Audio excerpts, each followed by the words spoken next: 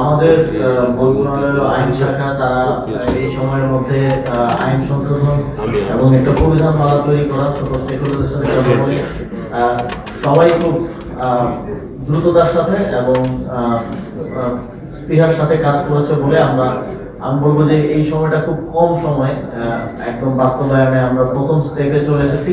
আমরা ট্রেনারদেরকে ট্রেন করব এবং তারপরে আমরা আমাদের রিক্সা চালকদেরকে ট্রেন করব এবং ট্রানজিশনের প্রথম ধাপে আমরা পৌঁছাতে পেরেছি। সকলের সম্মিলিত প্রচেষ্টা এবং সহযোগিতার কারণে সবাইকে বিশেষভাবে ধন্যবাদ জানাতে চাই।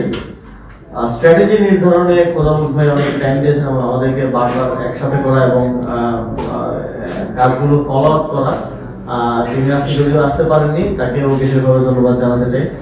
আমাদের এই যে প্রোটোটাইপ যেটা এখন প্রোডাকশনে যাবে অ্যাপ্রুভালের পর, ফাইনাল অ্যাপ্রুভালের পর, সেই প্রোটোটাইপটা তৈরি করতে দীর্ঘদিন ধরে কাজ করেছে বুয়েটের এক্সপার্ট টিম। এখানে তাদের একজন প্রতিনিধি আছেন, তাদেরকেও ধন্যবাদ জানাতে চাই। তো সকলের একটা বৃহৎ প্রচেষ্টার একটা ফলাফল হচ্ছে আজকে আমরা এটা শুরুটা করতে পারছি এবং আমরা প্রপার অ্যাকশন প্ল্যান নিয়েছি যে কিভাবে এটার বাস্তবায়নটা হবে এবং আমাদের পুরো লাইসেন্সিং প্রক্রিয়া, চালকের লাইসেন্স এবং গাড়ির লাইসেন্স, পুরো প্রক্রিয়াটা আমরা অনলাইনে নিয়ে আসছি, যাতে করে এখানে কোনো হাতের সংস্পর্শ না থাকে। আপনারা জানেন হাতের সংস্পর্শ মানে এবং লাইসেন্স মানে আমাদের এখানে অবৈধ লেনদেনের একটা সুযোগ তৈরি হয়।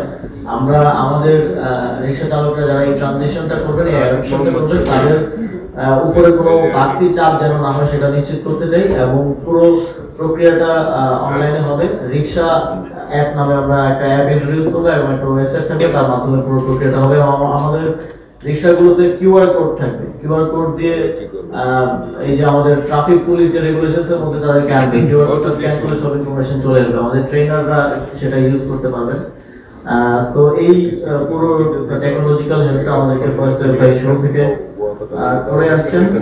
আমরা প্রাথমিকভাবে দুইটা সিটি কর্পোরেশনের দুইটা অঞ্চলকে রেগুলেশনসের মধ্যে নিয়ে আসবো এবং ওই দুইটা জোনে আমরা নির্দিষ্ট সংখ্যক ওটা অ্যাসেসমেন্ট করবে আমাদের সিটি কর্পোরেশন, নির্দিষ্ট সংখ্যক অটো রিক্সার মাধ্যমে শুরু করবো এবং এটা কখনোই আনলিমিটেড হবে না। এখন যেরকম কোনো নিয়ম নেই, তো আপনি চাইলেই কালকেও 10,000 রিক্সা ঢুকে দিতে পারবেন ঢাকায়। তো এটা আমরা প্রত্যেকটা জোন ওয়াইজ নির্দিষ্ট থাকবে রিক্সা এবং ওই রিক্সাগুলো ওই জোনেই চলবে।